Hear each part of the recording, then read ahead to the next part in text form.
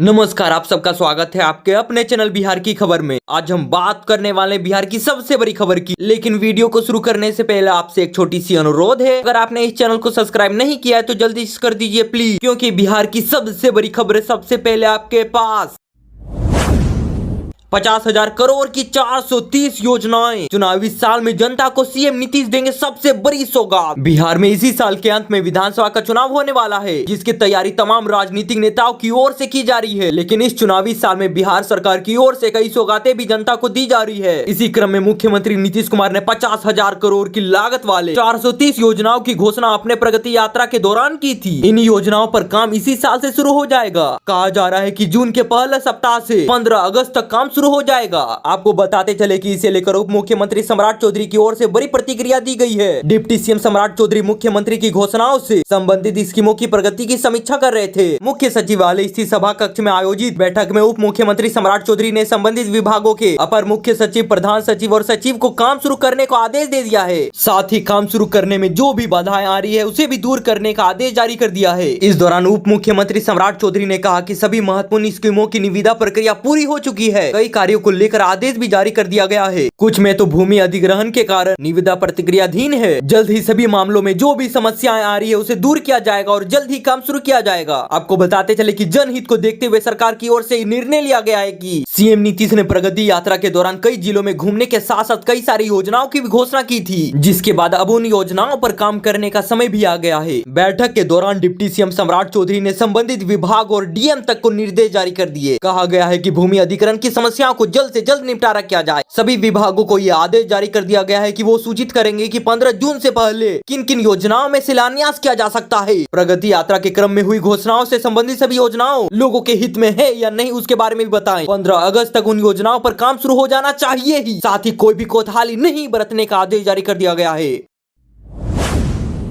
बिहार से फिर से दबंगी को लेकर एक बड़ी अपडेट सामने आ रही है। चूहा नहीं पकड़ पा रही है नीतीश सरकार, अपराधी क्या खाक पकड़ेगी। पटना में 3 लोगों को गोली मारने पर भड़के तेजस्वी यादव। पटना में क्रिकेट टूर्नामेंट के दौरान हुई ताबड़तोड़ फायरिंग में 3 लोगों को गोली लग गई है। विक्रम से कांग्रेस के बागी विधायक सिद्धार्थ और 2 अन्य पर फायरिंग करने का आरोप है। अब इन घटनाओं को लेकर सियासत शुरू हो गई है। नेता प्रतिपक्ष तेजस्वी यादव ने इसको लेकर सरकार पर बड़ा हमला बोला है। नेता प्रतिपक्ष तेजस्वी यादव ने कहा कि जो सरकार चूहा नहीं पकड़ पा रही, चूहा नहीं मार पा रही, वो अपराधियों को खाक पकड़ेगी। उन्होंने यहाँ तो कह दिया कि बिहार में तो अपराधियों का बोलबाला है। पुलिस की गुंडागर्दी चरम सीमा पर चल रही है और इसे कोई भी देखने वाला नहीं है। उन्होंने यहाँ तक कहा कि अपराधियों को तो सरकार नहीं पकड़ रही और निर्दोष लोगों को थाने में बुलाकर मार मार कर अधमरा कर रही। यहाँ तक कि महिलाओं को भी पीटा जा रहा है, लेकिन कोई भी देखने वाला नहीं है, क्योंकि मुख्यमंत्री नीतीश कुमार तो अचेत अवस्था में पहुंच गए हैं। तेजस्वी यादव ने कहा कि आज बिहार की हालत तो बहुत खराब है। वहीं तेजस्वी यादव ने एक बार फिर से स्वास्थ्य मंत्री मंगल पांडे को चैलेंज किया है कि जहां भी उनका स्वास्थ्य व्यवस्था पर डिबेट करना है तो करे। सरकार उनकी है, जगह वो तय करे, समय वो तय करे, हमें तो एक दिन पहले बता दे बस। मैं तो उनसे डिबेट करने को तैयार हूं कब से। उन्होंने कहा कि लोकतंत्र के मंदिर विधानसभा में तो मंगल पांडे का तो मुंह खुलता ही नहीं है, तो वो डिबेट क्या करेंगे।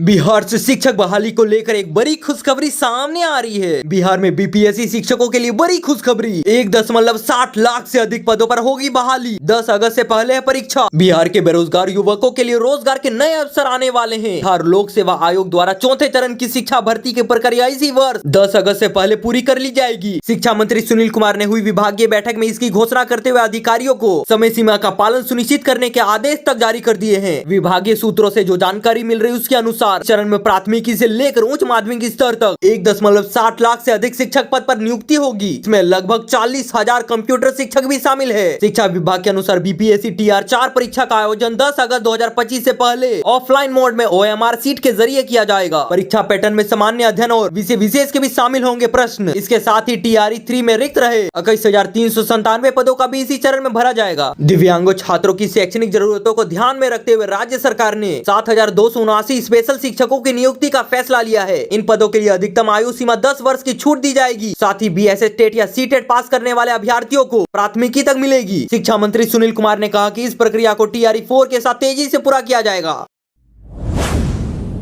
बिहार में माई बहन योजना को लेकर एक बड़ी अपडेट सामने आ रही है। महिलाओं को 2500 से अधिक राशि तो सीएम नीतीश दे रहे हैं। आरजेडी कांग्रेस की माई बहन योजना पर जेडीयू का तंज। चुनावी साल से आधी आबादी को साधने की सियासत हो रही है। पहले आरजेडी ने माई बहन योजना के तहत 2500 रूपए प्रति महिलाओं को देने की घोषणा की। वहीं अब कांग्रेस की तरफ से भी माई बहन योजना के तहत 2500 रूपए देने का ऐलान हुआ है। आरजेडी और कांग्रेस की तरफ से आधी आबादी को लेकर जिस प्रकार से घोषणा हो रही है, उसको लेकर सत्ताधारी जेडीयू ने महागठबंधन पर तंज कस दिया है। बिहार सरकार के ऊर्जा मंत्री विजेंद्र यादव ने कांग्रेस की महिलाओं को लेकर की गई घोषणाओं पर तंज कसते हुए कहा कि चुनाव से पहले सभी दल अपनी अपनी योजनाओं की घोषणा करते हैं, लेकिन जब उनकी सरकार थी तब ये लोग महिलाओं को क्यों नहीं दे रहे थे राशि। सब नीतीश कुमार जितनी योजनाएं चला रहे हैं उसका लाभ तो महिलाओं को हो रहा है। इस सवाल पर क्या एनडीए भी महिलाओं को राशि देने का योजना शुरू करने वाला है? विजेंद्र यादव ने इसका जवाब देते हुए कहा कि अभी तक एनडीए में तय नहीं हुआ है, जब होगा तो बता देंगे। विजेंद्र यादव ने तो यहाँ तक कह दिया कि जब उनकी सरकार थी तब वो क्यों नहीं योजनाओं को लागू कर रहे थे। मुख्यमंत्री नीतीश कुमार तो महिलाओं के लिए लगातार काम कर रहे हैं, इसलिए राजद और कांग्रेस की इन योजनाओं से कुछ भी फर्क नहीं पड़ने वाला है और सभी महिलाएं नीतीश कुमार के साथ है। वहीं परिवहन मंत्री शीला मंडल ने कहा कि विपक्ष मुंगेरी लाल के हसीन सपने देख रहा है। उन्होंने कहा कि नीतीश कुमार शुरू से ही महिलाओं के लिए काम कर रहे हैं। जब बच्चा गर्भ में रहता है तभी से लड़कियों की सुरक्षा को लेकर नीतीश सरकार योजनाएं चलाते रहते हैं। शीला मंडल ने कहा कि मैट्रिक करने वाली बेटियों को 10,000, इंटर करने वाली बेटियों को 25,000 और ग्रेजुएशन करने वाली बेटियों को 50,000 की राशि दी जाती है। शीला मंडल ने कहा कि इंजीनियरिंग में नामांकन के लिए महिलाओं के लिए आरक्षण सुविधा उपलब्ध है। कई तरह की योजनाएं महिलाओं के लिए विशेष रूप से चल रही है। साइकिल योजना, पोशाक योजना, यहाँ तक कि सैनिटरी पैड के लिए 300 रूपए हर महीने लड़कियों को दिए जा रहे हैं। बिहार में मुख्यमंत्री नीतीश कुमार जी के नेतृत्व में महिलाओं के लिए अनेक योजनाएं चल रही है। विपक्ष मुंगेरी लाल का हसीन सपना देख रहा है। इतने सालों में कहाँ थे, उनकी नींद अब खुली है। हम तो कहेंगे कि बिहार की महिलाओं को सतर्क और सावधान रहने की जरूरत है।